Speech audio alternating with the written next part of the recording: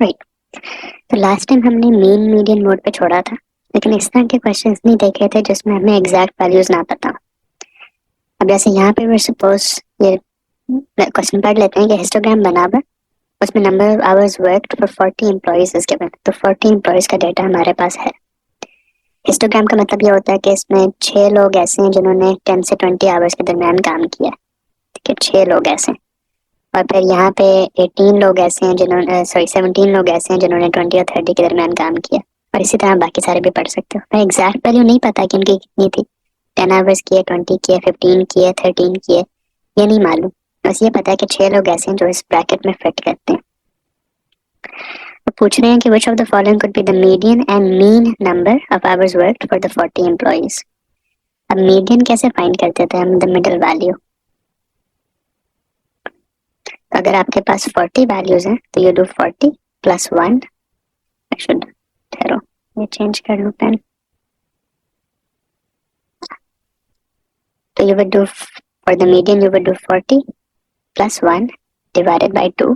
this is the value आपको चाहिए। this is not the answer for the median, you have to look at this value in the list। मतलब आप पूरे जो आपके पास data है उसको अरेंज करते हो in increasing or decreasing order and you look for this term। तो यहाँ पे 40 plus 1 is 41, 41 divided by 2 is 20.5। तो you look at the 20.5th value। इसका मतलब आपने अपनी पूरी लिस्ट देखनी है डेटा की, और 20th और 21st वैल्यू जो भी आपकी होगी उनकी एवरेज करनी है आपने, तो आपको बीच वाली वैल्यू पता चलेगी।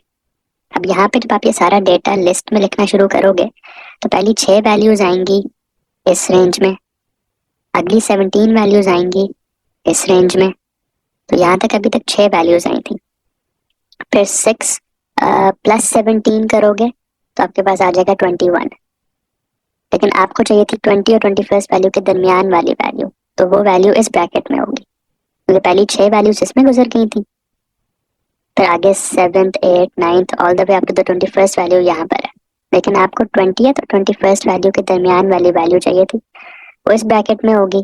तो इसलिए आपका जो मीडियन है that should be between 20 and 30।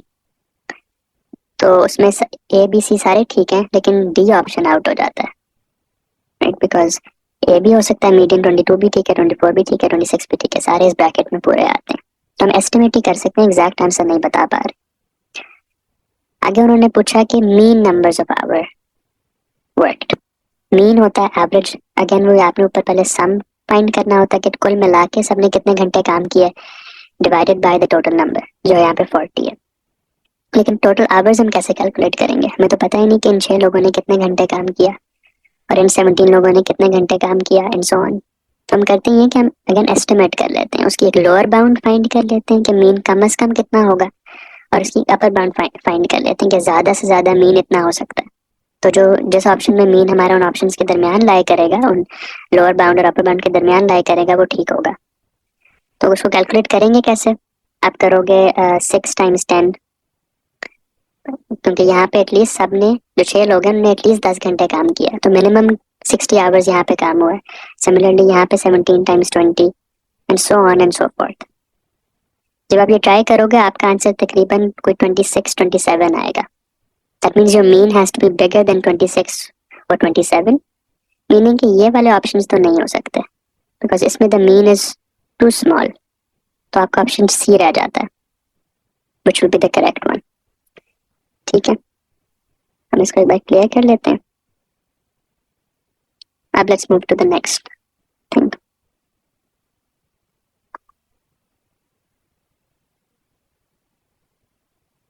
ठीक है, अच्छा फिर स्टैंडर्ड डिविएशन की बात करनी थी हमने। स्टैंडर्ड डिविएशन तो क्लास में हमने कर ली थी, तो will just do it very briefly और एक क्वेश्चन उसका कर लेंगे। तो इसमें हम ये बात कर रहे हैं कि डाटा स्प्रेड आउट कितना है, ऐसे इनके डाटा थोड़ी सी वैल्यूज में कॉन्सेंट्रेटेड है सारा, कि is it spread out allot.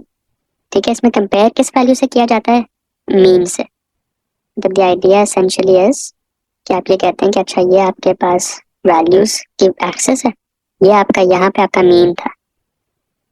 अगर तो सारी वैल्यूज जो हैं वो इधर मीन के करीब करीब मौजूद हैं, आपका सारा डेटा इस तरह का है कि सारी वैल्यूज जो है मीन से इतनी दूर नहीं जाती, सारी इस एरिया में है, तो फिर आपकी स्टैंडर्ड डिविएशन कम होगी। एज अपोज टू अगर आपका डेटा जो है वो इस तरह का है जिसमें ये मीन है और डेटा इधर भी बहुत ज्यादा मौजूद है, इधर भी बहुत सा डेटा मौजूद है, तो आपका डेटा बहुत स्प्रेड आउट होगा। तो you compare it to the mean. ठीक है, आगे ये एक लिखा हुआ है the mean of uniform distribution. ये कभी कभार कुछ एग्जांपल्स में कैन बी यूजफुल। जैसे अगर आपको पता यूनिफॉर्म डिस्ट्रीब्यूशन क्या होती है कि जैसे लेट्स सपोज आपके number of candies student has, तो वो एक बच्चे के पास एक कैंडी है, लेट्स से दूसरे के पास दो कैंडीज हैं, तीसरे के पास तीन कैंडीज हैं, चौथे के पास चार कैंडीज हैं। तो एक कैंडी एक बच्चे के पास है, दो कैंडी एक बच्चे के पास है, तीन कैंडीज भी एक बच्चे के पास है, चार कैंडीज भी एक बच्चे के पास है। चार बच्चे थे, उनमें से एक बच्चे के पास एक कैंडी थी, एक बच्चे के पास दो कैंडीज, एक के पास तीन कैंडीज, एक के पास चार कैंडीज। जैसे यूनिफॉर्म डिस्ट्रीब्यूशन। क्योंकि ये अगर मैं आपसे पूछूं कि अगर हम कैंडीज को फॉलो कर रहे हैं तो वन कैंडी भी is the same probability as having two candies, the same probability as having three candies, the same probability as having four candies. हर किसी की प्रोबेबिलिटी 1/4 है। इस तरह के डाटा का अगर आप मीन फाइंड करने की कोशिश करते हो ना, you try to find the mean of इस तरह का डाटा, तो यू कैन प्रूव इट कि आपके पास मीन जो है वो एग्जैक्टली डेटा का मिड पॉइंट आता है। तो मतलब यहाँ पे आपके पास 1 और 4 है, तो 1 और 4 का मिड पॉइंट जो है वो होगा 2.5 पे, तो इसका मीन जो है वो 2.5 होता है। समटाइम्स दैट्स यूजफुल बिकॉज हम यहाँ पे जो स्प्रेड कंपेयर करते हैं वो रिलेटिव टू द मीन करते हैं, तो अगर आपको मीन पता हो तो उससे कभी कभार हेल्प हो सकती है। आगे हम इसी का एक क्वेश्चन देख लेते हैं। अब यहाँ पे लिखा हुआ है the tables below give the distribution of travel times between two towns for bus A and bus B over the same 40 days. ठीक है, which of the following statements about the data shown which of the following statements is true about the data shown for these 40 days? अच्छा, ये वाला मैंने आगे statement शायद डाली नहीं है, but just take a look. हम इस पे यहाँ पे अबाउट द स्टैंडर्ड डिविएशन क्या कह सकते हैं। कंपेयर करना है standard deviation of bus A to the standard deviation of bus B. तो यहाँ पे अगर आप देखो ये फ्रीक्वेंसी लिखी हुई है, मतलब कि ये 44 पांच बार ऐसा हुआ था कि 44 मिनट्स लगे थे, 10 बार ऐसा हुआ कि 45 लगे थे, एंड सो ऑन। और यहाँ पे बस बी के बारे में लिखा हुआ है। इधर डाटा आपका जाता है 44 से 48, तो ये 4 मिनट्स का स्प्रेड है यहाँ पे। यहाँ पे आपका डाटा शुरू 25 पे होता है, गोट ऑल्सो अप टू 40, तो यहाँ पे 15 मिनट्स का स्प्रेड है। फ्रीक्वेंसी की डिस्ट्रीब्यूशन दोनों में एक ही तरह की है, ये 5, ये 10, 15, 10, इधर भी उसी तरह। लेकिन यहाँ पे आपका सारा डेटा जो है वो 44 और 48 के दरमियान क्लस्टर हुआ है किसी तरह। यहाँ पे जो दूसरे वाला है उसमें आपका डेटा 25 से शुरू होता है और ऑल द वे टू 40 जाता है। और ये भी नहीं है कि जो स्प्रेड है, मतलब इधर दूर वाले जो इलाके हैं उधर डेटा बहुत कम है, उधर भी डेटा ज्यादा है। जैसे यहाँ पे 10 है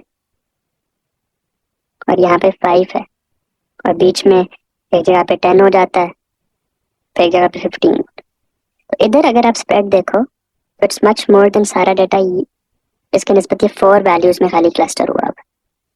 तो the standard deviation of bus A is going to be much less than the standard deviation of bus B. ठीक है, तो ये एक स्टैंडर्ड डिविएशन का प्रैक्टिस प्रॉब्लम हो गया। अच्छा, आगे एक और कॉन्सेप्ट था जो थोड़ा सा कभी कभी कंफ्यूजिंग होता है, दैट्स कॉन्फिडेंस इंटरवल्स। तो why do we need confidence intervals? Idea ये होता है कि आपके पास जब भी आप कोई जैसे कोई सर्वे करते हो, फॉर एग्जांपल लेट्स से एक यूनिवर्सिटी है, उसमें 1000 स्टूडेंट्स हैं। ठीक है, 1000 टोटल स्टूडेंट्स हैं। आपने ये फिगर आउट करना है कि how long does an average student spend on their mobile phone in a day. अब वन वे है कि आप सारे 1000 बच्चों के पास जाओ और उनसे डाटा फिल कराओ कि आपने एक दिन में कितना आपने फोन इस्तेमाल किया था। That's difficult to do logistically. तो व्हाट्स यूजुअली डन कि उसका एक सबसेट हम उठा लेते हैं इन 1000 में से, रैंडमली हम let's say an easier number like 100 students, उनसे फिल करा लेते हैं डाटा इंस्टेड। तो ये जो इसको जो पूरी चीज होती है ना, जिस जिस पूरी पॉपुलेशन में हम इंटरेस्टेड हैं, हम इंटरेस्टेड तो इन सारे 1000 में है, तो इसको पॉपुलेशन कहते हैं। इसको पॉपुलेशन कहते हैं। लेकिन उसमें से हम खाली एक यूजुअली जब रियलिस्टिकली सर्वेस करते हैं तो we always pick a sample out of the whole population, और सर्वे हम फिर इनके ऊपर करते हैं। लेकिन हमें क्योंकि इंटरेस्ट तो इन सारे 1000 के ऊपर था, तो 100 से हमने डाटा इकट्ठा कर लिया। वी कैंट बी 100% श्योर कि जो अगर 1000 के ऊपर भी हम यही मतलब हमने 100 के ऊपर ये इन्फॉर्मेशन मांगी 100 से, और फिर उनका मेन टाइम फाइंड कर लिया कि ऑन एवरेज इन 100 स्टूडेंट्स ने इतना फोन इस्तेमाल किया था, but we not so sure कि डज यहाँ पे जो हमारी जो स्टडी है डज दैट अप्लाई टू अगर हम 1000 स्टूडेंट्स के ऊपर ये एक्सपेरिमेंट करते। तो ये बताने के लिए कि हाउ श्योर वी आर कि हमने जो 100 स्टूडेंट्स के ऊपर से कैलकुलेशन हमने जो 100 स्टूडेंट्स से मेजरमेंट फाइंड किया that applies to the 1000 students, हमारी certainty in that happening is given by the confidence interval। मतलब the confidence interval tells us how sure we are कि हमने जो मेन यहाँ से फाइंड किया है from these 100 students applies to all of these 1000 students। ठीक है, so it only is a sense of how confident we are। It doesn't tell us कि असल में कितने बच्चों ने ये मतलब एक स्पेसिफिक नंबर पिक किया था, या 1000 में से कितने बच्चे स्पेसिफिक आंसर पिक करेंगे। It just tells us how sure we are कि हमने जो यहाँ पे पॉपुलेशन पिक की है उससे जो डाटा निकाला है वो पूरे सैंपल पे भी अप्लाई करता है। तो if somebody says that 95% is their confidence interval, that means they're 95% sure that what they have found from the population applies to the sample as well। That's a rough way of thinking about it। ठीक है, अब आखिरी point ये लिखा हुआ है कि how can we improve the interval. मतलब improve the interval what you could do is make this, ये जो 100 एक तो या तो ये है कि आप पूरे 1000 लोगों को अगर पिक कर लेते then you would be 100% sure कि आपने जो डाटा फाइंड किया वो पूरे 1000 पे अप्लाई करता है, बिकॉज आपने किसी को छोड़ा ही नहीं था उसमें से। So that's one way to go about it। Other ways to improve the interval is to make आपका जो सैंपल है more representative। मतलब जब आपने 1000 आपके पास पॉपुलेशन आपकी 1000 की थी और आपने उसमें से 100 का सैंपल साइज पिक किया था, what you could do is make the sample more representative। मतलब कि हर तरह के स्टूडेंट्स हों in the sample as opposed to just a specific major के स्टूडेंट्स। फॉर एग्जांपल अगर आपने खाली पिक कर लिया, उससे ये होगा कि आपका जो सैंपल है that represents the 1000 students more, and so it's more likely कि आपने जो यहाँ से डाटा फाइंड किया that applies to the पूरा बैच। ठीक है, दो तरीके हमने डिस्कस किए फिर इसको बढ़ाने के। एक तरीका ये था कि we can increase the size of our sample, और दूसरा ये कि we can increase how representative the sample is। ठीक है, now we can take a look at some related problem आगे। This is a question about cause and effect। So what it says is कि a community center that offers a Spanish course, ठीक है, और वो कहते हैं this year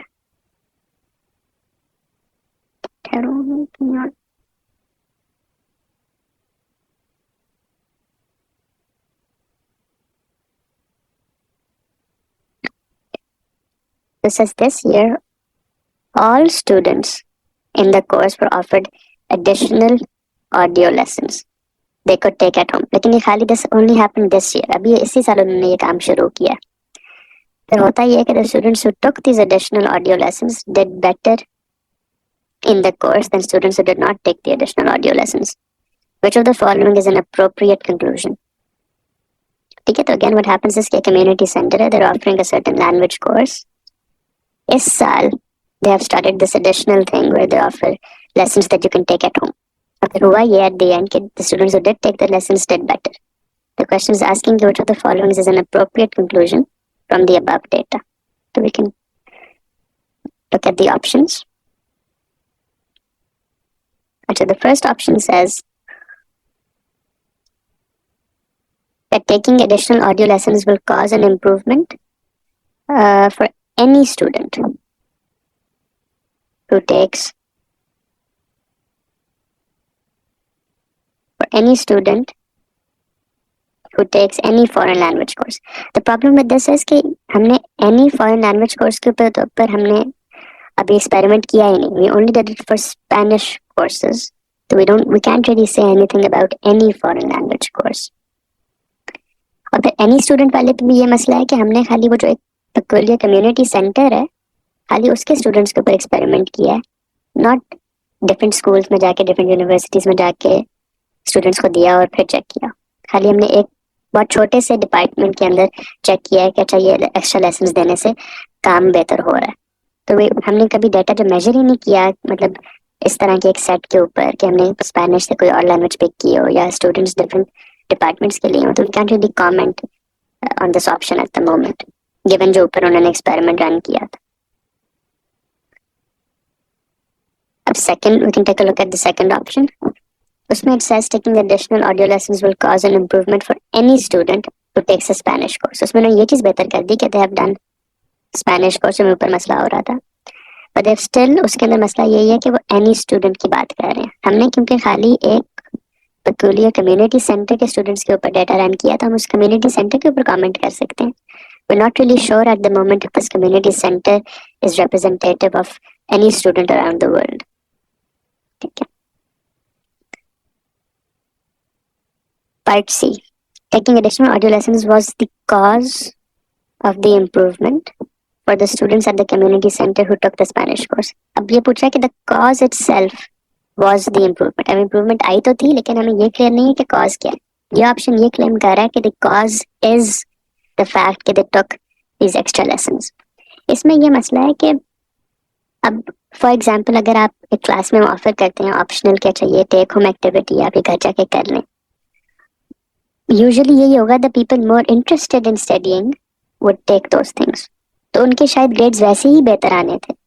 तो we not sure if the grades the improvement जो आई है is was that just because के उन्होंने ये एडिशनल कोर्सेज लिए, मतलब एडिशनल टेक होम कोर्स लिया, या was it just the fact that they were going to score better anyways because they're more inclined to study। So ये वाला option भी we can't really do। The way to मतलब do a study to figure इस तरह की चीजें out is to do random assignment। मतलब आप ये करें कि आप ये ऑप्शनल ना रखें कि अच्छा आप आपकी मर्जी है कि आप ये एडिशनल ले सकते हैं। आप ये करें कि अगर क्लास में 100 लोग हैं तो आप उनमें से कहें अच्छा आप 50 जो है वो ये लेके देख लें, 50 ना लें। लेकिन वो जो 50 ले रहे हैं वो ये ना हो कि वो जो पढ़ने वाले हैं खाली उनको जाए। You distribute it to all types of students, the well performing ones and also the poorly performing ones। और फिर आप जज करें कि अच्छा ये एडिशनल लेसन्स लेने से फर्क पड़ा था या कोई और चीज थी जो एक्चुअली कॉज कर रही है उनकी इम्प्रूवमेंट। तो the only option we left with is this one. ठीक है, दैट कंक्लूड्स आवर मतलब डाटा एनालिसिस वाला जो डाटा एनालिसिस तो नहीं मतलब ये कॉज एंड इफेक्ट और standard deviation or confidence intervals वाले questions। Now we can take a look at functions। That's the topic for this week।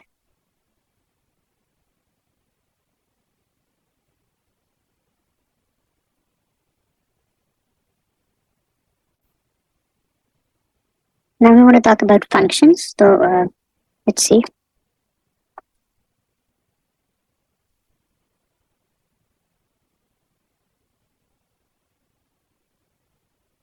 अच्छा, I hope you remember इतना कि मतलब what functions do is they take an input essentially and give you an output with the very important point that each input only gets one output।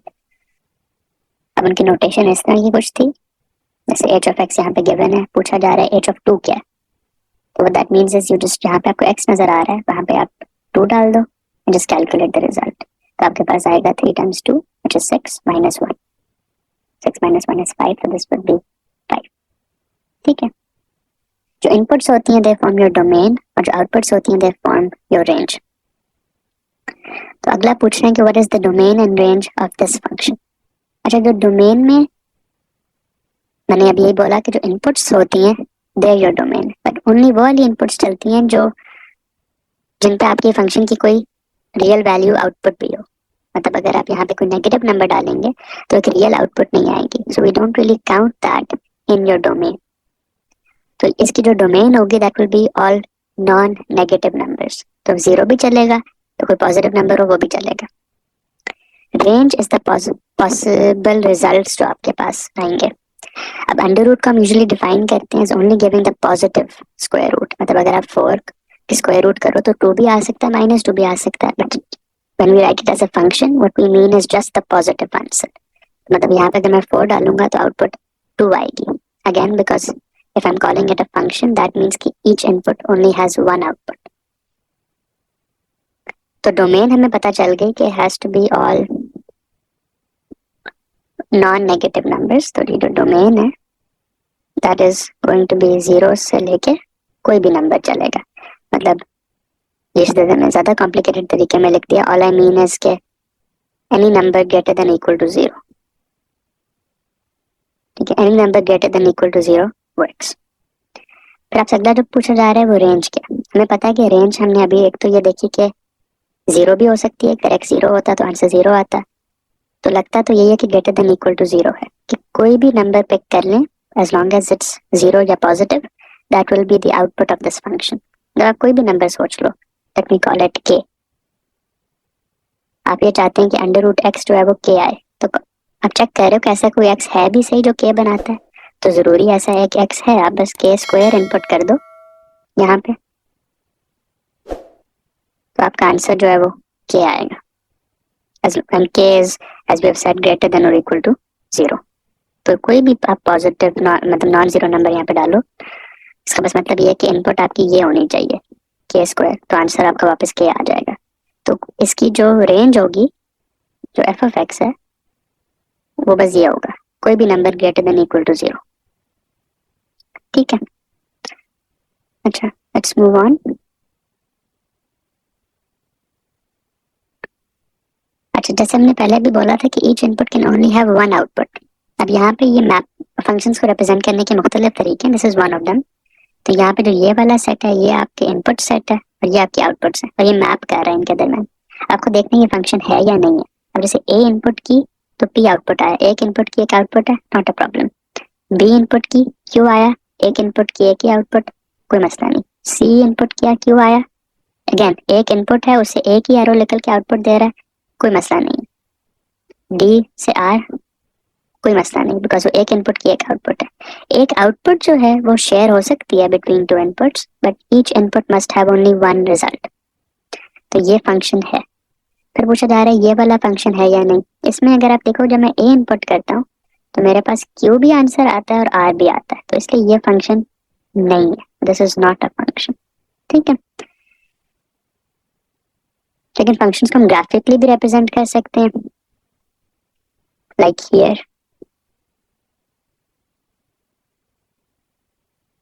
अब यहाँ पे जैसे, अब usually जब आपके पास ये ग्राफ्स बने होते हैं, the way to read them is कि ये आपका एक्स एक्सिस है और ये वाई, ये आपकी इनपुट्स होती हैं। ठीक है, और ये आपकी आउटपुट्स होती हैं यहाँ पे। So how you read this is कि यू पहले go to this axis, you look for the number there. जैसे फॉर एग्जांपल आप ए पे गए, and the number that you get over here is b. So what this tells you is f of a, that when you plug in a, आपको जो जवाब मिलता है that's b। ठीक है, तो हमें ये इसको यूज करके ये डिसाइड करना है कि ये चीज फंक्शन है या नहीं है। अब यहाँ पे देखो, जब मैं ये इनपुट करता हूँ आई गेट ये आउटपुट एंड आई गेट ये output, so it's not one. आप वही चीज यहाँ पे करके देख सकते हो। You can try any input and you always get one output, so it is a function। ठीक है, ये पॉइंट्स इस तरह आपके पास जब आते हैं तो the common notation is to write them down like this, right? The first one being your input and the second one being your output। तो इसका मतलब जब आपने negative 0.5 input किया था in this function, you got 0 as the output। यहाँ पे जब आपने 0 input किया है तो आंसर 2 आ रहा है, just like we did यहाँ पे। मतलब इसको ऐसे लिखेंगे इस पॉइंट को, इनपुट और फिर आउटपुट, ये x एक्सिस पे, ये y एक्सिस पे। ठीक है, तो इधर हमने ग्राफ्स भी देख लिए। अच्छा, we have to talk about lines then। अच्छा, लाइन में जैसे ये है f of x is equal to 2x plus 1। अब इसकी स्लोप क्या होती है? तो कुछ लोग उसको स्लोप कहते हैं, कभी कभी इसको ग्रेडियंट भी कहते हैं, राइट। तो स्लोप बताती क्या है, ग्रेडियंट बताता है क्या आपको? इट टेल्स यू कि जब आपका ये जो इनपुट है उसमें आप 1 इंक्रीज करते हो, उसमें +1 करते हो, तो आउटपुट कितना बदलता है, आउटपुट में कितना प्लस माइनस होता है। तो अगर मैं कोई आपको ये कह दे कि इस फंक्शन की स्लोप जो है वो 5 है, दैट मीन्स कि जब आपने अपनी इनपुट चेंज की फ्रॉम 1 to 2, आपकी आउटपुट चेंज करेगी फ्रॉम लेट्स से 1 पे उसकी आउटपुट थी 10, तो 2 पे उसकी आउटपुट हो जाएगी 10 प्लस 5, दैट्स 15। तो आपने इनपुट चेंज की थी बाय 1 पॉइंट, आपकी आउटपुट चेंज हुई 10 से 15 बाय 5, दैट्स योर स्लोप। ठीक है, उसको फाइंड करने के लिए करते क्या है, आप 2 पॉइंट्स पिक कर लेते हो लाइन पे और आप देखते हो कि उनकी चेंज इन आउटपुट कितना है। जैसे यहाँ पे इन दोनों का चेंज इन आउटपुट 5 था, और फिर आप डिवाइड करते हो बाय चेंज इन इनपुट, तो यहाँ पे 1 था जिससे 5 आ जाता है। ठीक है, तो यहाँ पे वही हमने किया है कि मैंने ये एक पॉइंट पिक किया लाइन पे 1 3 और दूसरा पॉइंट 2 5। अब जब मैंने अपनी इनपुट को 1 से 2 चेंज किया, मतलब एक पॉइंट से चेंज किया, आपकी आउटपुट 2 पॉइंट से चेंज हो रही है। उसका मतलब इस लाइन के ग्रेडियंट जो है वो 2 था। आप इस तरह भी ग्रेडियंट फाइंड कर सकते हो, but a much quicker way to do it when you are dealing with lines, इसके जो ये x के साथ चीज मल्टीप्लाई हो रही होती है, दैट्स योर स्लोप और gradient. And you can easily see कि it connects to this definition as well, कि जब आप x को एक पॉइंट से इंक्रीज करते हो, आपका जो f ऑफ x है वो कितना चेंज हो रहा है, that's given by this number, the number multiplying next to x। तो आपकी स्लोप जो है वो यहाँ पे ये है। Another thing is to look for the y intercept. Intercept होता है किसी, to intercept something, to catch और टू क्रॉस समथिंग। तो यहाँ पे ये बता, y इंटरसेप्ट का मतलब कि y एक्सिस आपकी लाइन कब क्रॉस करती है, मतलब कि ये कोई लाइन है, ये जो पॉइंट होता है इसका जो y कोऑर्डिनेट होता है इसको y इंटरसेप्ट कहते हैं, क्योंकि यहाँ पे x तो लाजमन 0 ही होगा अगर आप y इंटरसेप्ट को कट कर रहे हो।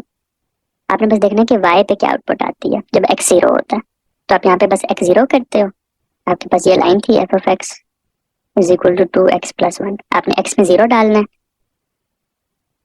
तो आपके पास प्लस 1 रह जाएगा, तो आपका जो y इंटरसेप्ट है वो 1 है। तो y इंटरसेप्ट लाइंस का जो होता है ऑलवेज दिस पॉइंट, जो जिसके साथ x नहीं होता, when you right your line down like this. तो ये वाला हमने देखा था आपका ग्रेडियंट है और ये y intercept. But it's very important when you use this form कि y के साथ जो है वो खाली 1 लिखा हो, अगर कोई और नंबर हो तो पहले यू डिवाइड इट ताकि यहाँ पे खाली y हो।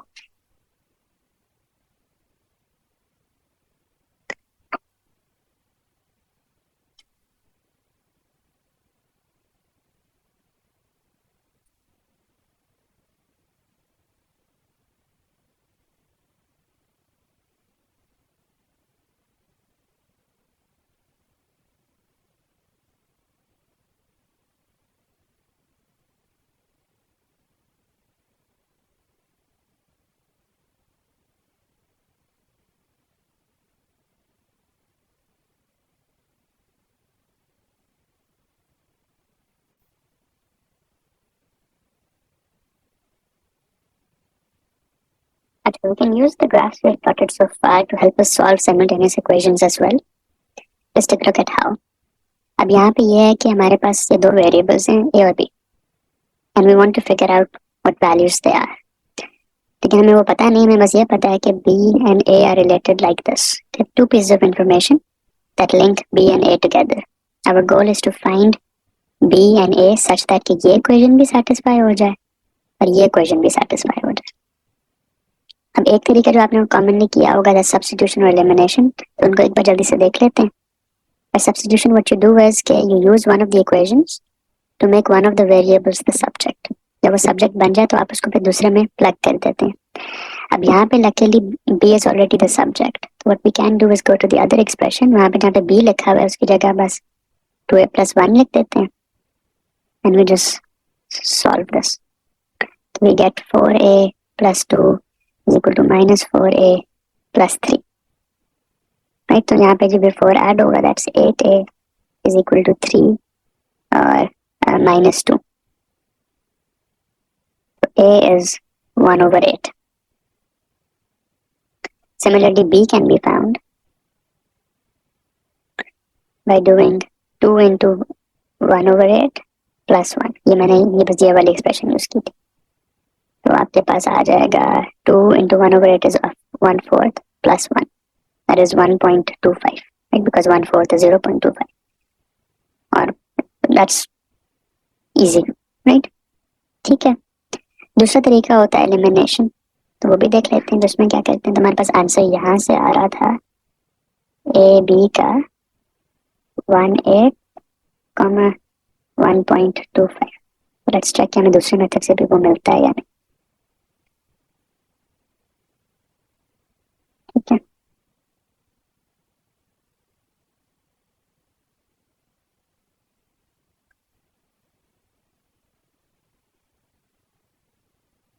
एलिमिनेशन में हम क्या करते हैं, अब जैसे हमारे पास what we try to do is express one in terms of the other, मतलब कि हम उनके एक टर्म के कोएफिशिएंट्स मैच करने की कोशिश करते हैं। मतलब या तो बी के कोएफिशिएंट्स दोनों में मैच हो जाएं, जैसे इसमें बी का कोएफिशिएंट 1 है, इसमें बी का कोएफिशिएंट 2 है, दैट्स नॉट मैचिंग। ए का कोएफिशिएंट यहाँ पे 2 है, ए का कोएफिशिएंट यहाँ पे 4 है, -4, they're still not matching। तो what we can do is multiply this, for example, by 2। अगर हम पहले वाली इक्वेशन को 2 से मल्टीप्लाई कर दें दोनों on both sides, this is what I get, and the second expression says,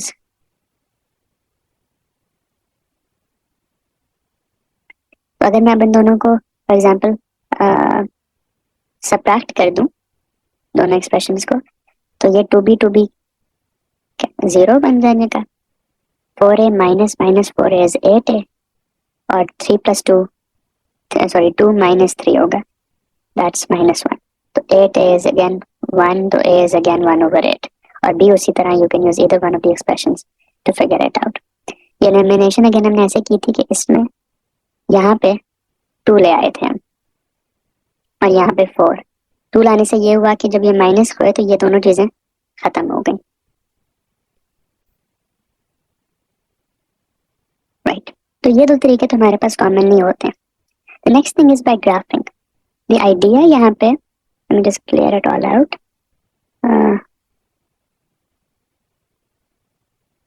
graphic में हम ये करते हैं कि अब हम जस्ट रफली स्केच आउट, फिर हम ग्राफ्स इनके एग्जैक्ट ग्राफ्स देख के वहां से भी सोल्यूशन वेरीफाई कर लेंगे कि you plot both the equations out. मैं रैंडमली यहाँ पे दो लाइंस को बना देता हूँ, लेट्स से एक ये वाली है, एक ये वाली है। लेट्स से इसकी इक्वेशन है y, मैं जस्ट स्केचिंग, तो मैं लिख देता हूँ ये -2x + 5 थी, और ये लाइन जो है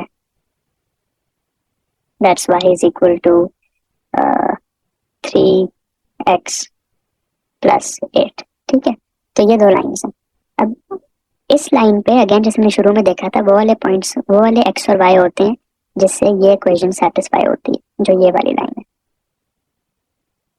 क्योंकि इस ग्राफ को रीड ऐसे करते हैं कि जब ये इनपुट डालेंगे तो ये आउटपुट आती है, मतलब कि यहाँ पे जब x में ये नंबर डालते हैं तो y में ये नंबर आता है। इस लाइन पे जो भी पॉइंट्स हैं वो इस इक्वेशन को पूरा करते हैं।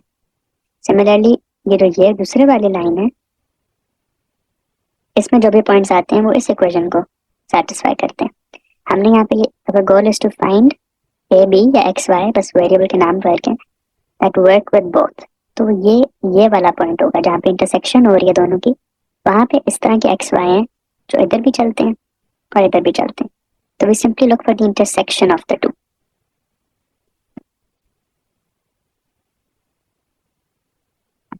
अब यहाँ पे what I have done is simply plotted the two lines. ठीक है, y = 2x + 1। यहाँ पे बस मैंने a और b की जगह y और x लिख दी है। जहाँ पे a था वहाँ पे आई बिलीव मैंने y लिख दिया है, और जहाँ पे b था वहाँ पे x डाल दिया। This is change in variable name. The important point is to look at where they intersect. तो they intersect right here, right, which is our answer before as well। एक 1/8 आ रहा था, 1/8 है 0.125, और दूसरा 1.25, which was the 1 + 1/4 वाली चीज जो हमारा b आ रहा था। ठीक है, तो x और y हमारे पास a और b की फॉर्म में आ रहे हैं। लेकिन वो चेक कर लीजिएगा कि मैंने x और y की रिप्लेसमेंट अगर ठीक तरह की है यहाँ पे, मतलब y और x के साथ। But the important point is वही कि जहाँ पे दो लाइंस मिलती हैं वहां से you can read of the solutions. The point is and why, because ये इस लाइन पे वो पॉइंट्स होते हैं जो इस इक्वेशन को सेटिस्फाई करते हैं, इस पे वो पॉइंट्स होते हैं जो दूसरे को करते हैं. तो जहाँ पे वो मिलते हैं वहां पे उस तरह के पॉइंट्स होते हैं जो दोनों को सेटिस्फाई करते हैं.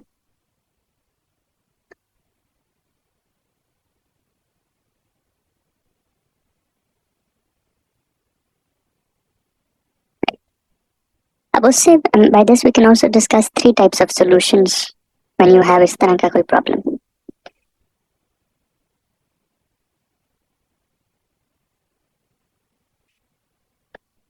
मतलब एक एग्जांपल हमने अभी किया जिसमें we had just a unique solution. You could also possibly have no solutions. And graphically, what would that look like? Like this. This means that there is no solution. There is no input that satisfies both equations.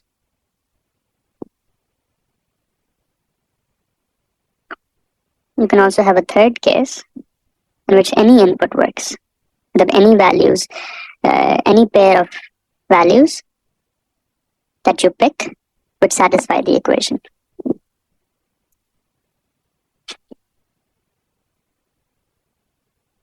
जैसे आप दोनों की अगर same equation आ रही होती तो इसमें अगर आप कोई भी x इनपुट कर दो, ऑब्वियसली उसका एक y कोई आएगा, बट वो वाला पॉइंट जो है वो दोनों लाइंस के ऊपर है. कोई भी पॉइंट यहाँ पे ये वाला पिक कर लो, वो भी दोनों के ऊपर है. मैंने थोड़ा सा शायद गलत बोला कि you not really free to pick any pair of values. You can pick any x you like, उसका कॉरेस्पॉन्डिंग y आएगा, लेकिन वो ऐसा होगा कि वो दोनों लाइंस के ऊपर है. एग्जाम्पल इसकी सिंपल सी ये है कि जैसे हमारे पास ऊपर एक ये लाइन है और दूसरी ये वाली है, राइट. अब जो पॉइंट इसको सेटिस्फाई करता है वो पॉइंट इसको भी सेटिस्फाई करेगा, because this is just this times 2.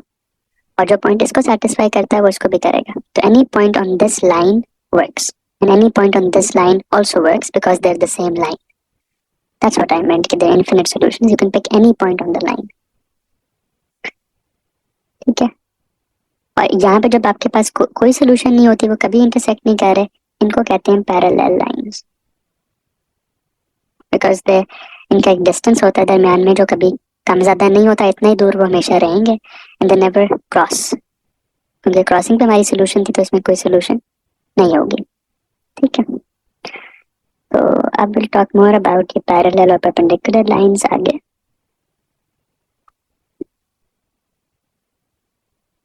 Okay, so the question says find the equation of the line that passes through the point 1, 4. तो हमें ये बता दिया कि अगर एक ऐसा हमने ये फाइंड करना है फंक्शन, लाइन है तो इस तरह का कुछ होगा.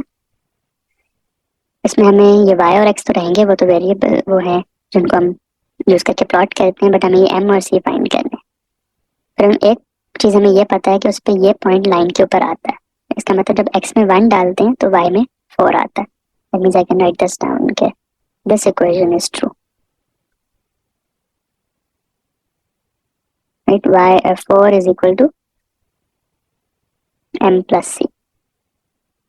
लेकिन अभी हमें ये m भी नहीं पता और ये c भी नहीं पता. लेकिन हमें कोई और इन्फॉर्मेशन भी दी हुई है कि द लाइन जो हम ढूंढ रहे हैं is parallel to this other line.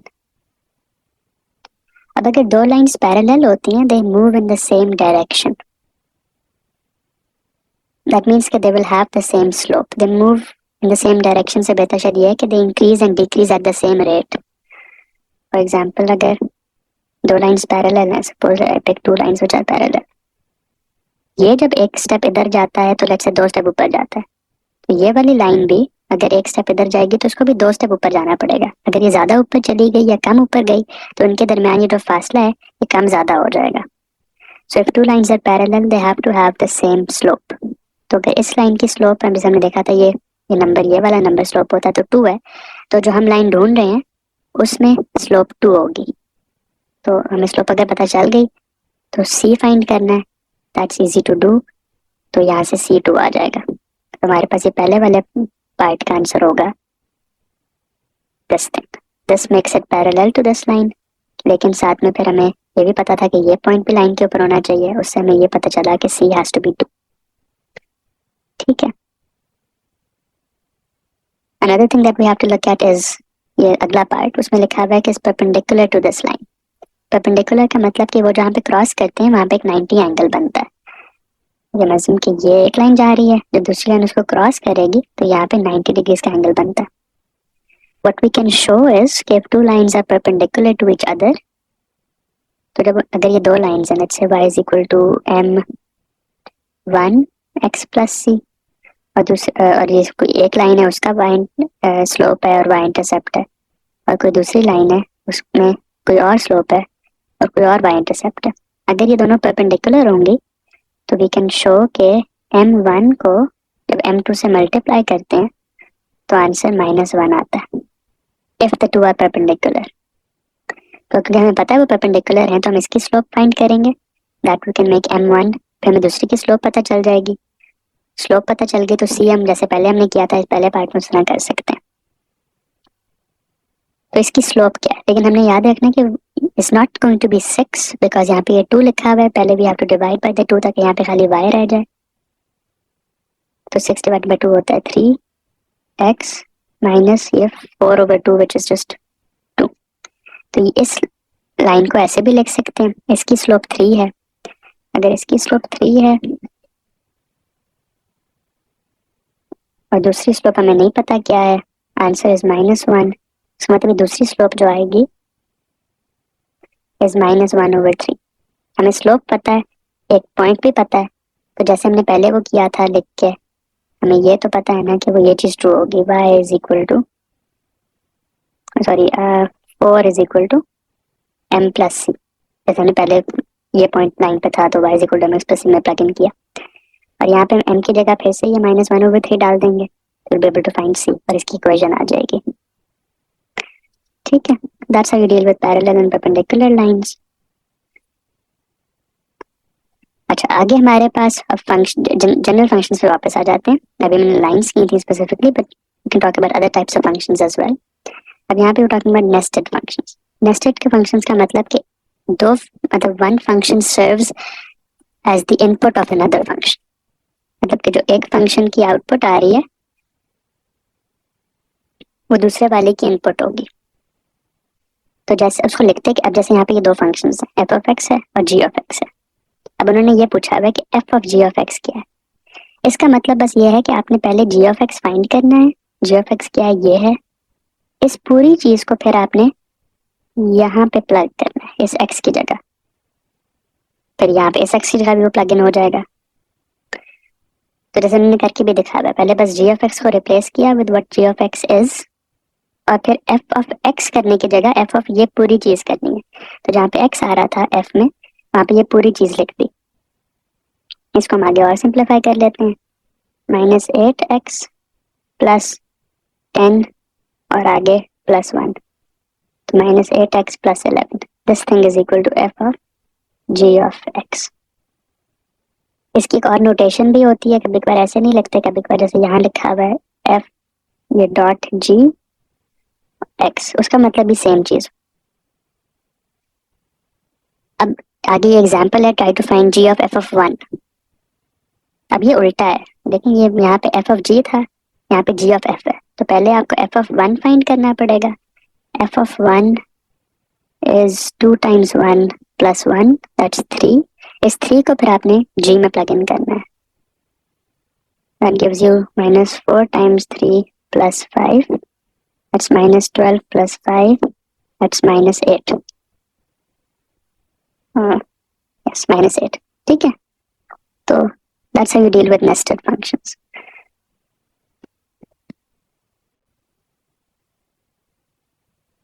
अच्छा, now we're taking a look at polynomials। polynomials होते क्या हैं? पहले तो they're functions of this type, मतलब ये a1 कोई नंबर है, इसको a0 कर देते हैं, चलो ये कोई नंबर है, प्लस a1 ये भी कोई नंबर है times x, plus a2 some other number times x square, plus a3 x cubed and so on. मतलब उसमें होता क्या है कि आप यू हैव सम और डिफरेंस ऑफ इस तरह की टर्म्स। x की कोई इंटीजर पावर होगी स्टार्टिंग फ्रॉम 0, फिर मतलब whole number power positive, as in के 0 और पॉजिटिव, तो 0 1 2 3 and so on. Natural numbers power है और जीरो भी है साथ में, और साथ में कोई नंबर मल्टीप्लाई हो रहे होते हैं, नंबर 1 भी हो सकता है, 0 भी हो सकता है, could be any real number. Anything like this is known as a polynomial. तो डिफरेंट तरह के होते हैं, जो लाइंस भी हम लाइंस जो हम भी कह रहे थे, दे आर आल्सो पॉलिनोमियल्स, बस उसमें ये है कि हाईएस्ट पावर जो है वो 1 थी. अनदर टाइप ऑफ फंक्शन जैसे आपने देखे होंगे 3x² + 2x + 1, this is quadratic, इसमें हाईएस्ट पावर 2 है, this is also a polynomial. ये सारे पॉलिनोमियल्स हैं, ठीक है. Now we just want to do some examples with these. अब हमें ये पता है कि उन्होंने लिखा हुआ है कि find b given that this expression is true for all values of x. अब कुछ कभी कभार ये होता है कि you have to find x that makes the equation true. For example जैसे हम यूजुअली करते हैं, मतलब when you're asked to solve for x, that means कि आपको किसी तरह यहाँ पे x equals to something निकालना है. This equation is not true for all values of x obviously, because अब यहाँ पे you can easily come up with, जैसे x को अगर 0 करोगे तो the sides don't match. लेकिन यहाँ पे क्वेश्चन कुछ और है, वो ये कह रहा है कि जो मैंने एक्सप्रेशन लिखी हुई है it works for all values of x, find b. तो इसका मतलब आप x की कोई भी वैल्यू प्लग इन कर दें चलेगा. इसमें जब आपको कोई अननोन फाइंड करना होता है उसके दो तरीके होते हैं. एक तो ये हो सकता है आप एक्सप्लॉइट कर लें द फैक्ट के it works for all values of x. तो अगर आप किसी चीज को 0 कर दें, फॉर एग्जांपल अगर आप 4x - 1 को 0 कर दें, इसका मतलब x को होना पड़ेगा 1/4. आपको पता है कि it works for all values of x, तो अगर आप x को 1/4 भी करेंगे तो ये एक्सप्रेशन चलेगी. लेकिन अब x को 1/4 डालेंगे यहाँ पे तो ये चीज 0 आ जाएगी. 0 टाइम्स एनीथिंग, ये भी 0 आ जाएगी, ये पूरी साइड 0 होगी. लेकिन उसका यहाँ पे इतना फायदा नहीं हो रहा बिकॉज हमने b फाइंड करना था, तो never mind, but that's something we can do. अगले पार्ट में हम करेंगे भी, लेकिन अभी शायद उसकी इतनी जरूरत नहीं थी. Another thing that we can do is compare. मतलब हम ये करते हैं कि अगर हमें ये पता है ना कि जैसे मैं दो पॉलिनोमियल्स लिखता हूँ a0 + a1 x plus the next term and then so on, but you know कि you can match it on the other side with these terms.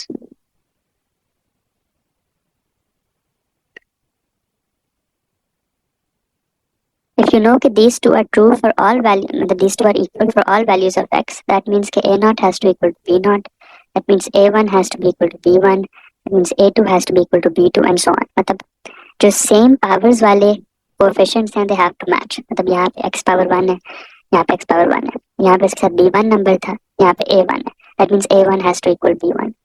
यहाँ पे x स्क्वायर के साथ a2 है, यहाँ पे x स्क्वायर के साथ b2 है. Because they're true for all values of x, this a2 has to match b2. And you can do it for all sorts of powers, x cubed, x power 4, x power 0, and so on. अब इसको हम use करके यहाँ पे let's try to use this to figure out b. मतलब अगर हम left side की एक्सपेंशन करना शुरू करते हैं तो bx² जब 4x से मल्टीप्लाई होगा तो you'll get 4bx cubed. Right. अब यहाँ पे लेफ्ट साइड पे x क्यूब्ड खाली एक ही टर्म देगा और कहीं पे नहीं आ रहा, बिकॉज ये जब bx² आगे मल्टीप्लाई होगा तो वो x² आएगा. यहाँ पे 3 जब इसके साथ मल्टीप्लाई होगा उसमें भी x² आएगा, x क्यूब नहीं आएगा. ये जब इसके साथ मल्टीप्लाई होगा उसमें भी x खाली x आएगा, इधर भी x आएगा, इधर खाली कोई नंबर आएगा. x क्यूब के साथ खाली एक टर्म है. तो राइट साइड भी आप पे देखो कि ये x² है, ये x है, ये नंबर है, x क्यूब के साथ एक टर्म है. Because they're true for all values of x, this has to match this value. मतलब x को हटा दें, ये coefficients have to match for all values. 4b has to equal to 2, which means b is equal to 1/2. And we're done. ठीक है. अब कोई कह सकता था कि अच्छा हमने x क्यूब क्यों यूज किया, x स्क्वायर क्यों नहीं यूज किया. आप कोई भी यूज कर लें, it will work. For example अगर x स्क्वायर यूज करो तो आपको लेफ्ट हैंड साइड पे देखना पड़ेगा कि x स्क्वायर कहाँ कहाँ आता है. एक तो पहले bx² जब -1 से मल्टीप्लाई होगा तो you'll get -bx². ठीक है. सिमिलरली जब ये 3x 4x से मल्टीप्लाई होगा you'll get 12x². बस दैट्स इट. और कहीं से आपके पास x² नहीं आएगा. आप पूरे लिख के भी देख सकते हो just to check. Right hand side पे आपके पास x² आ रहा है खाली 11.5 के साथ.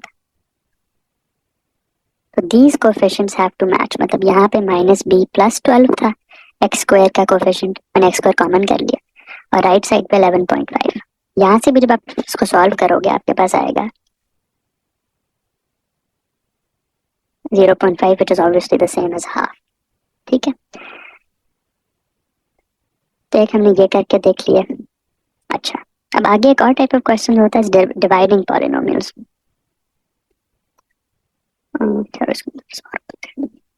ठीक है, अच्छा डिवाइडिंग पॉलिनोमियल्स में ये है, अब जैसे हम नंबर्स डिवाइड करते हैं, राइट, जब आप 11 को 2 से डिवाइड करते हो you get 5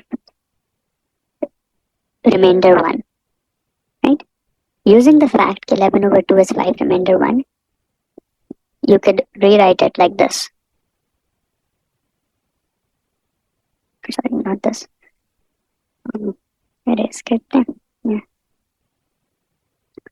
2 multiply by 5 plus 1, तो मतलब ये चीज आप डिवाइड कर रहे थे, 11 को डिवाइड कर रहे थे 2 से, आंसर आया 5, but that doesn't fix, that doesn't get you back 11, so you have to add a remainder up. Using the same idea, you can do the same activity with polynomials as well. Polynomials can also be divided by each other. उसमें भी अगर आपको भी remainder find करना हो, तो you can do something like this. You can write an expression like this down. कि इस polynomial को इस polynomial से divide किया जा रहा था. This was the answer we were getting, but they're not matching each other yet. You have to add something else up. You know, you can do that for polynomials generally.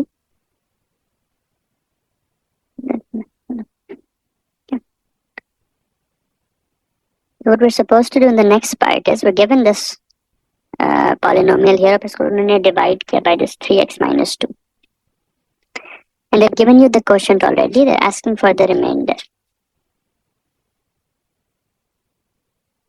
So let's try to write this expression down first. So that अब यहाँ पर जैसे 11 को हम divide कर रहे हैं, तो यहाँ पर हम डिवाइड किस चीज को कर रहे हैं, इस चीज को। और जैसे हमारे पास पहले आंसर 5 आ रहा था, हमारे पास उसको क्वोशंट कहते हैं, जो आंसर जैसे 5 आ रहा था, यहाँ पे क्वोशंट 2x minus 3 है। और पहले जैसे हम 2 से डिवाइड कर रहे थे, यहाँ पर हम 3x minus 2 से डिवाइड कर रहे हैं। और रिमाइंडर उन्होंने हमें नहीं बताया कि क्या है, हमें अब रिमाइंडर फाइंड करना है। तो ये एक्सप्रेशन हमारे पास आ गई, जो यहाँ नीचे भी लिखी हुई है। अब क्योंकि हमने खाली यहाँ पे इस चीज को रीराइट किया है, मतलब it is rewriting this expression differently, क्योंकि खाली उसकी एक रीराइटिंग है। It has to be true for all values of x, कि यहाँ पे x की कोई वैल्यू डालें, यहाँ पे x की कोई वैल्यू डालें, the answer has to be the same because it's the same expression just written differently. ठीक है, तो they true for all values of x। तो हम वही टेक्निक जो हमने ऊपर यूज की थी, उसको यूज करके वी कैन फाइंड r। ठीक है, अब यहाँ पे वो जो टेक्निक मैंने शुरू में मेंशन की थी कि वो आप you can because it's true for all values of x, तो अब यहाँ पे क्योंकि this works for all values of x, तो आप क्या कर सकते हो, आप कह दो कि अच्छा let me make 3x minus 2 equal to 0। ठीक है, तो उससे आ जाएगा 3x is equal to 2, x is equal to 2 over 3, because it's true for all values of x। तो अगर मैं x को 2 over 3 प्लग इन करूंगा, तो ये एक्सप्रेशन फिर भी ट्रू होगी। अब राइट साइड पे जब 2 over 3 आप डालोगे यहाँ पे, तो ये चीज 0 हो जाएगी। इसको जब मल्टीप्लाई करेंगे, तो ये पूरी चीज पे 0 हो जाएगी। तो आपके पास बस आपने करना ये होगा कि यहाँ पे जहाँ पे x है, वहाँ पे 2 over 3 प्लग इन करना है, और राइट साइड पे खाली r आ जाएगा। तो आपको बस डायरेक्टली r पता चल जाएगा। आपको करके देख लेते हैं। 2 over 5 2 over 3 sorry square minus 5 into 2 over 3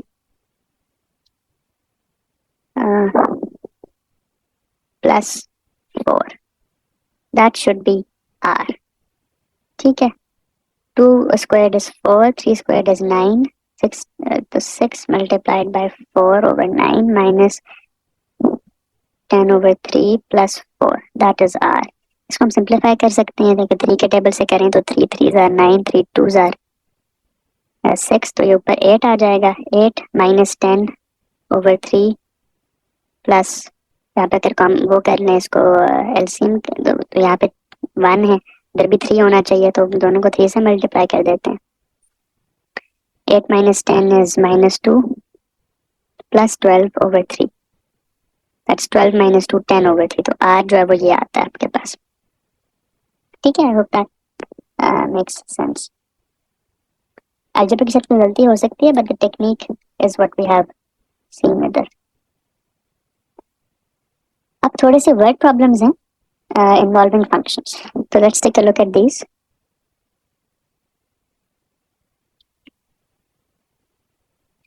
इसे लिखा हुआ है इन 2014 County X had 783 miles of paved roads. Starting in 2015, the county has been building 8 miles of new paved roads each year. तो पहले उनके पास 2014 में 783 miles ऑलरेडी मौजूद थे to begin with. फिर उन्होंने हर साल 8 माइल और ऐड किए. At this rate, how many miles of paved road will County X have in 2030? Assume that no paved roads go out of service. मतलब कि ये भी होता है कि रोड आपने जैसे बनाई है वो डिग्रेड होके खराब हो जाती है, तो वो कह रहे हैं कि खराब कुछ नहीं हो रहा, तो मतलब 783 मौजूद रहेंगे, जो नए बनाएंगे वो भी मौजूद रहेंगे. तो वो पूछ रहे हैं कि 2030 में कितने miles of paved road will they have. 783 से आपने शुरू किया था, फिर हर साल आप 8 माइल्स और ऐड करते हो. तो अगर एक साल गुजरेगा तो उसमें ये शुरू में था, एक साल बाद कितना होगा, +8. एक और साल बाद कितना होगा, पिछले वाले का +8 प्लस एक और +8. ये एक साल, ये स्टार्ट वाला, ये ईयर 0 था, ये एक साल गुजर गया, 2 साल गुजर गए, तो ऑल दैट्स हैपनिंग इज कि आपकी ये स्टार्टिंग अमाउंट है प्लस 8 टाइम्स कितने ईयर्स गुजरे हैं. अगर कोई साल नहीं गुजरे, 0 ईयर्स गुजरे हैं, तो यूर बैक टू 783. अगर एक साल गुजरा तो 783 +8. अगर 2 साल गुजरे तो 783 +8 times 2, but 8 times 2 is just 8 + 8. ठीक है, तो this is the miles of paved road, right? लेकिन this is how is it related to functions, because it's just a line. ठीक है, अगर आप ये प्लॉट करोगे, यहाँ पे कितने years गुजरे हैं, जैसे हमारा पहले x होता था, और यहाँ पे आपके पास वो miles of road, तो just be a line जिसका gradient 8 होगा, क्योंकि इसमें अगर मैं इसको ऐसे लिखूं, ये y है, ये 8x है, क्योंकि हमने years को x बना दिया है, प्लस 783. ठीक है, तो हमारा स्लोप 8 होगा, विच मीन्स कि अगर आप साल में 1 चीज ऐड करोगे तो आपके जो माइल्स हैं वो 8 से बढ़ेंगे, which is exactly what we wanted. और 783 जस्ट टेल्स अस कि ईयर 0 में कितने माइल्स ऑलरेडी थे. ठीक है, तो अब लेकिन let's get back to the actual question. मतलब हमें ये पता है कि किसी भी साल में अगर आपको माइल्स फिगर आउट करने हैं, what you have to do is 783 + 8 times years past, मतलब कितने years गुजरे हैं since 2015. 2015 में उन्होंने, sorry, how many years have passed since 2014? Years passed since 2014. तो अगर आप 2014 में माइल्स ढूंढना चाह रहे हो तो years passed in 2014 0 होंगे, तो this will just be 0 to 783 as we want. 2015 में देखेंगे तो यहाँ पे 1 आ जाएगा, तो 783 + 8, that's what we want. अब वो कह रहे हैं 2030 में कितने होंगे, तो 2030 2014 में हमें देखना गैप कितना है, that's 16 years. ठीक है, तो 783 + 8 times 16, that will be the answer, right? Because अगर 2015 में देखें तो एक साल गुजरता, 2030 में देखेंगे तो 16 years गुजरे हैं, तो that's your answer. That's the how many miles of paved roads you have. Paved road in 2030. ठीक है, let's move on now to the next problem.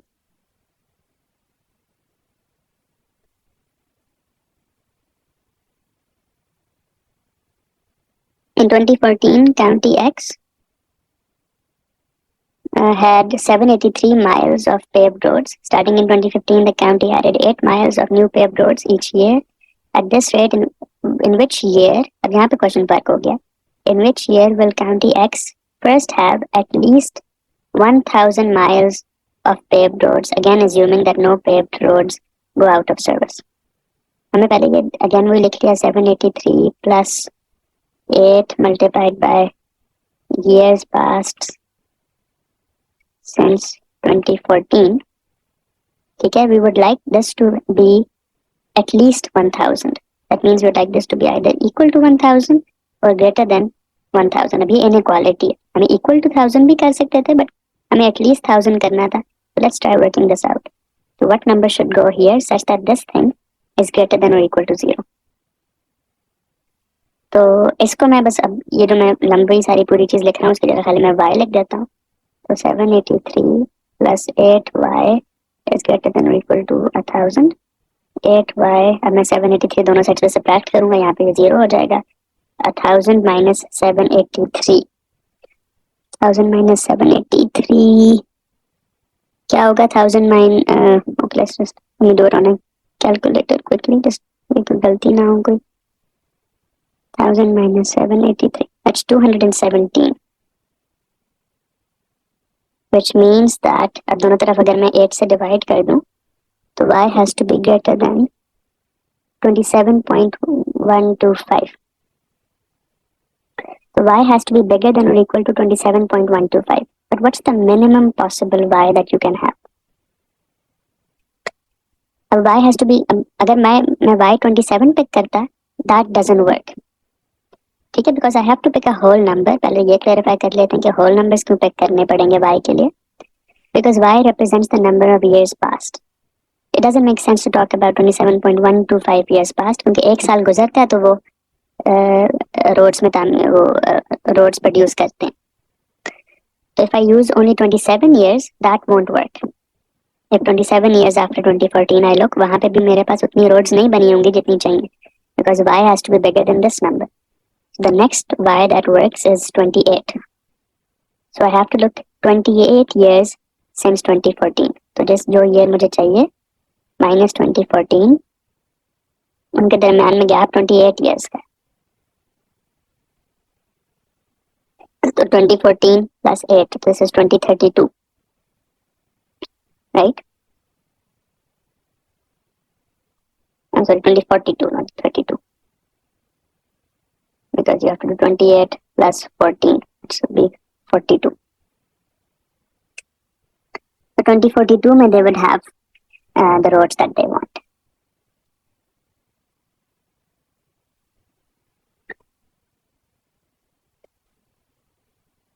Now we do our last example. A supermarket features a guessing game in which customers try to guess the number of jelly beans in a jar, and those who guess it within 5 jelly beans of the actual number win a prize. इसका मतलब अगर असल number for example 20 है and your guess is within 5 numbers, इसका मतलब your guess is between 15 and 25, then you win a prize. उससे बाहर करेंगे तो नहीं मिलेगा. Which of the following expressions represents the guesses that would win the prize if the exact number is 232? तो let's see, जैसे हमने 5 के साथ किया था उसे 232 के साथ करना है. So the actual number is 232. So if you guess between 237 and 232 minus 5, that's 227.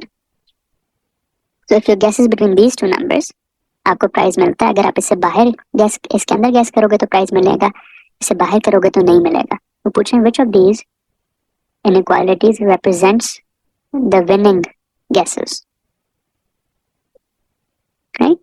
अब before we do this, we can talk about what absolute values tell us. मतलब अगर आपको ये पता है कि absolute value of x minus 2 is less than let's say 0.5. What does this mean? Well, this means कि x का distance 2 से is less than 0.5 because you're subtracting two numbers here. That gives you the distance between them. But हो सकता है कि अगर x छोटा होता 2 से तो negative आ जाता. So to fix that, you just put the absolute value. So all this is saying is that the distance between x and 2 is less than 0.5. That means that the possible values of x are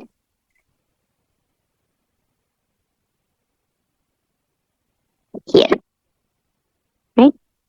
Absolute value of x minus 2 is less than 0.5. That means that the distance of x from 2 is less than 0.5. So x is somewhere in this region. तो अब यहाँ पे हमें क्या करना है कि हमने जो g is the guesses that would win, उनका distance 232 से कितना होगा? Well, how do we write the distance of g from 232? That's अभी जैसे हमने बात की, that's like this. And it has to be less than 5. because हमने कहा था कि 5 ऊपर 5 नीचे चलेगा, उससे ज्यादा दूर चलेगा तो नहीं चलेगा. So this expression tells us It could also be equal to 5, right? Okay, मतलब you can also guess exactly 227 or exactly 237 and still win. We have to look for this option. पहला वाला ऑप्शन ये नहीं है, वो कह रहा है g का डिस्टेंस, इस चीज को हम ऐसे लिख सकते हैं, g का डिस्टेंस -5 से, बिकॉज माइनस करते हैं तो then we get the distance, तो g का डिस्टेंस -5 से is less than 232, but that's not at all what we wanted to say. ये कह रहा है g का डिस्टेंस 232 से should be less than or equal to 5, which is what we wanted to say. ये कह रहा है कि g का डिस्टेंस 5 से, again that's not what we want to say.